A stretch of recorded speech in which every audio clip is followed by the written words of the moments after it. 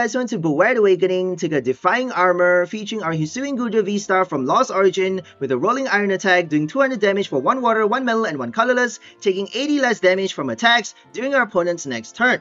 While playing this card, we need to Defiance Vest, reducing 40 more damage done to our Pokemon with this tool card attached if we have more prize cards remaining than our opponent. We also have the new Aegislash to nullify all damage done by our opponent's Pokemon EX and Pokemon V with this Mysterious Shield ability. To satisfy the attack cost for us to play our Goodra early, and also for the price counter to activate our Defiance Vest with our Diancie and TM Turbo Energize combo. We're also playing one Altaria EX to counter Roaring Moon with Light Pulse, while also making use of his passive recovery ability. For the draws part, we've got 1 Radiant Greninja, 2 Metagross, 4 Iono, 2 Chorus, 1 Roark, 1 Rika, and 1 Melony. To help us search for our tool cards, we're playing 2 Town Store. Finally, with 1 Counter Catcher for the extra power play, 3 Jet Energy for the switch, 1 Luminous with 4 basic metal and 4 basic water energy. So that's all for the deck list. Now let's go for some gameplay and see how well this deck works. Okay, let's go our first game with Defying Armor. We got Goodra VSTAR today, rocking it out with the new Altaria and also Aegislash walling with not just our King Shield, I forgot the ability's name, but also with Goodra's Rolling Iron. We have the new Defiance Vest as well, so that's pretty neat. Blocking so much damage. So we're just gonna get our Diancie and Greninja here. Let's bench the Goodra. I think we're going first. Oh, we should really be choosing to go second for this. When we play this deck, we want to be going second. But if you are forced to go first, though, if your opponent chooses to go second, they're playing a lost box, or if they know what you have, if they actually force you to go first, then you can still survive with that 1 Melony. Or you can just play your Turbo Energize late, which isn't ideal, but still. If we have the price counter, Defiance Vest is helping Goodra tank even more. They need 390 damage to take it out with 1 hit, which is kind of a tall order, isn't it? Even with Chien-Pao EX or Gholdengo. We're up against Charizard EX now though, so 1 hit KO isn't really possible until we've taken enough prizes for them to do the extra damage. With Burning Darkness, they also have the Radiant Charizard, so we gotta watch out for that, because we're only taking 1 prize when we do the knockout. Plus, Radiant actually gets to hit the Aegislash. So Aegislash's ability only blocks damage against your opponent's Pokemon V and EX. They can still use their Radiant Pokemon, even if it's rule box. They can still play Radiant like Greninja or Charizard, or even Radiant Jirachi. Effects of attacks works as well on Aegislash. So it doesn't block effects of attacks like Roaring Moon. It doesn't block damage card replacement like Mewtwo V Union. They can still do those effects. So it's not perfect, as we all know. People do play the Luxurious Cape for Aegislash to make it a lot more tanky, a lot more difficult for players, for your opponent to, do enough damage for the knockout. But if they play effects of attacks like Frenzied Gouging to take out your Aegislash, with the cape attached, they are only taking 1 prize for it, because they actually need to do the knockout with damage from an attack to be able to get the extra prize from the Luxurious Cape. That's how the effect works. Plus 100 HP for the price, disadvantage, but your opponent has to take the knockout with damage from an attack. So we got the Luminous. We're just gonna attach to the Aegislash here and wait for our supporter cards. We do have 9 supporters with the 2 Metagross. If the Metagross shows up at the top of our deck when we draw it into our hand, before we start our turn, we actually get to play his ability to draw cards. Emergency Entry, how cool is that? Put it onto your bench, a stage 2 Pokemon, you get to attack with it as well later on for 100 damage, and then on the next turn, after attacking with your Metagross, you get to do 200 damage with the same attack later on. 200 damage over and over as long as you don't leave the active spot, right? If they play Escape Rope or Boss though, then you're doing 100 all over again. So the Metagross as an attacker is not great, but Metagross as the draw support is actually pretty fancy, because we have empty bench spots. We have extra bench spots. We're not playing Lumineon, we're not doing Squawkabilly, Bibarel. Might as well just do Metagross. So it's almost like a basic ability though, isn't it? A stage 2 draw support, except you don't need the Rare Candy. It's almost like a Comfy or a Mew celebrations, helping you search for cards. For the extra tiny support, the baby support helping you get the cards that you need. Except it's a bit more difficult to play than your usual, ability in the active spot. You actually have to have it show up at the top of your deck at the start of your turn when you draw it into your hand. If you draw it with your Iono or Chorus, if you put it into your hand, then you have to find some way to put it back inside the deck and shuffle it so that you get it at the top of your deck later on in the game. So that's why we're only playing 2 copies, because it may not show up at the top of your deck that easily. I thought about playing Expedition Uniform or like the new card that allows you to put cards at the top of your deck. There's a new supporter for Temporal Forces that actually allows you to search your deck for any 2 cards and put it at the top. That would be perfect for Metagross, right? That would be perfect for something that actually allows you to draw 1 card.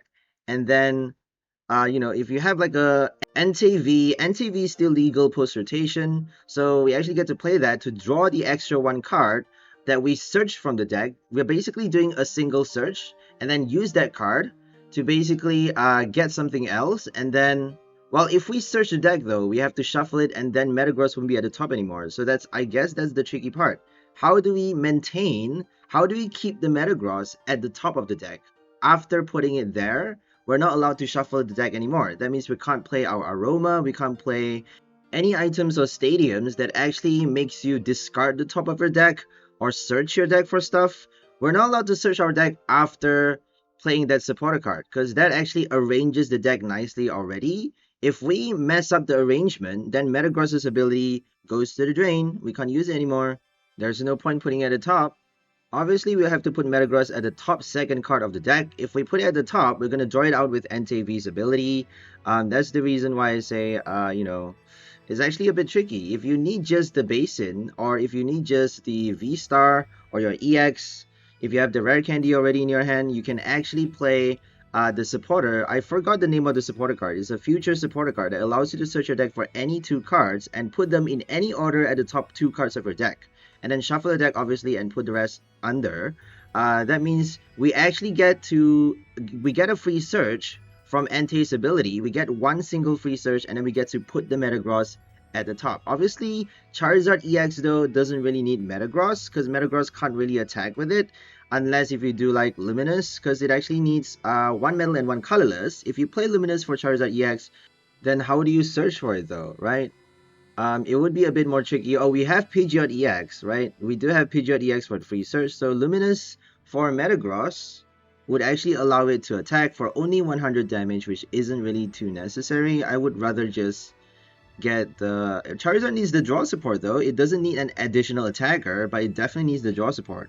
I think it needs the bench space as well, so I don't think... I'm not sure if Metagross would be the ideal draw engine for a Charizard EX deck.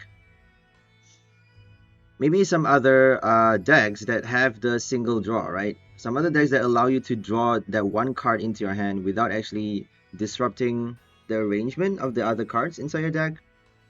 I don't know. Suicune's getting rotated, Raikou isn't. So we still have Entei and Raikou for the Fleetfoot. Quite surprisingly that Suicune V is actually getting rotated, but the other 2 isn't.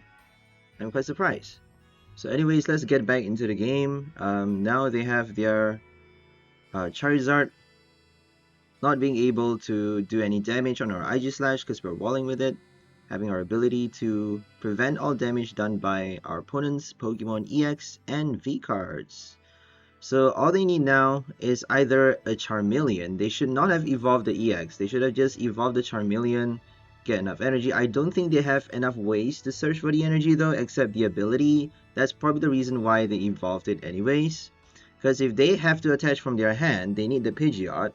And since they don't have the Pidgeot, it's actually a lot more difficult to play the Charmeleon. They also need a second Charmander on the bench. So there's that. Charizard EX not performing too well for this game.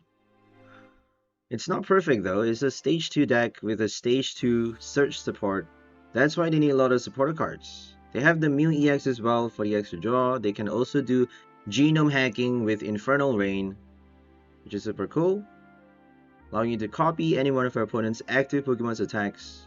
We used to have Mega Gengar EX, which copies the attack of any one of our opponent's Pokemon, including their bench, which is a lot stronger than our genome hacking, right? It is an evolution though, you need to evolve it.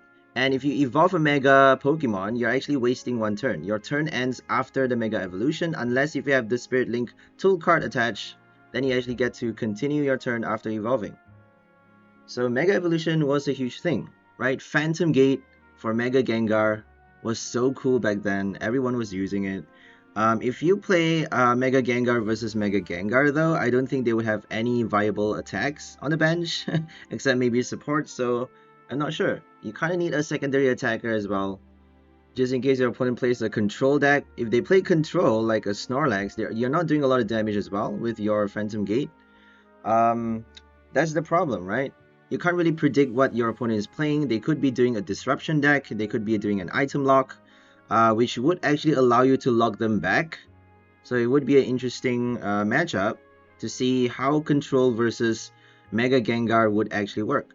How do you actually win the game with your Phantom Gate by copying their item lock? That would be interesting, eh? A better resemblance for Mew EX's copycat style attack would be Ditto VMAX, the old card from Shining Face, which actually isn't legal anymore. It got rotated last rotation along with Kramer and VMAX, which is pretty sad, but Ditto VMAX has the Max Transform attack, which is exactly similar to genome hacking. It's 100% identical, except it's a VMAX, isn't it? You would expect a VMAX to have a stronger attack, but I guess that's the gimmick. That's the funny thing about Ditto. It is Ditto after all. You don't really expect it to be that powerful, but I feel like Ditto should have Phantom Gate, you know? Ditto should just have the same effect as Mega Gengar. I don't know why it only allows you to copy your opponent's active Pokemon's attack. It's just pretty terrible for VMAX to do something so simple. But anyways, coming back to the game, they're targeting our Metagross right now for the extra price. They're still not able to take out the Goodra. We have the Defiance Vest being deactivated now because we have less price cards remaining than our opponent. So once you lose your price counter, if you are on the winning side of the game at the upper hand, then you actually can't use this effect anymore. Goodra is not taking 40 less damage from the vest. That tool card is basically not doing anything.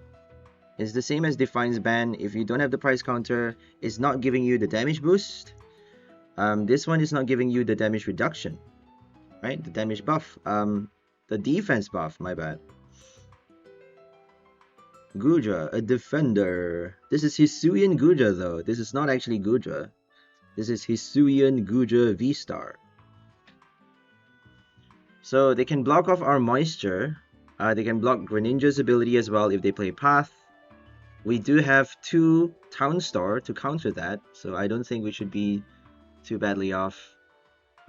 If they kill the first Goodra though before we can moisture, that would be pretty bad because we can't actually charge up the second one without playing another Diancie, and I'm not sure if that's the best, that would be ideal since we would be wasting another price card just to you know, play another Goodra, and we don't have the rod as well. If we don't have the second Goodra VSTAR inside the deck, if we got it priced, we can't actually evolve the second Goodra. So we're not intending to play a second VSTAR for this deck. The first one should be able to last long enough for you to get enough prizes before you play your Aegislash or Metagross to attack. Aegislash can wall pretty hard as well against the current meta, so I'm not sure if we need the second Goodra. It's not all too necessary, but if you have it, if you have the means, go for it, right? I feel like maybe you might need it. Just because Aegislash isn't doing enough damage. But I feel like the ability alone, Sacred Shield, could actually help you a lot to basically win the game by collecting the last few prizes.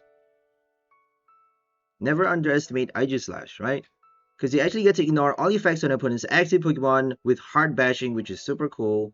And that means you get to hit cards like Mimikyu V, Espathra, or even Alolan Vulpix V-Star with your hard bashing. Alolan Vulpix actually gets knocked out with one hit if you play Aegislash to attack with it, since it's an ice type, so it has a lot of use in the current standard. There's a lot of Pokemons that you get to counter. It's not just the EXs and the Vs, it's also those pesky abilities, right? It's basically a Ddurelon VMAX. Well, for one price, right? A one price equivalent of the old VMAX that actually has the penetrative attack, GMAX pulverization, having the same effect as our hard bashing right now, and it has a wall ability as well, preventing all damage done by opponent's Pokemon with special energy attached. Another interesting resemblance, sort of. So I think I'm just gonna end the voice right now because focus on the game. Hope you guys enjoyed this one. So featuring our Hisuian Goodra V-STAR back in the game once more with the new Defiance Vest, tanking an insane amount of damage with Rolling Iron. We also have the new Aegislash to wall against our opponent's Pokemon EX and Pokemon V with Metagross and Radiant Greninja for the draw support. So that's all for this video. Hope you guys enjoyed it. We'll see you next time. Have a great day and bye for people. Enjoy life.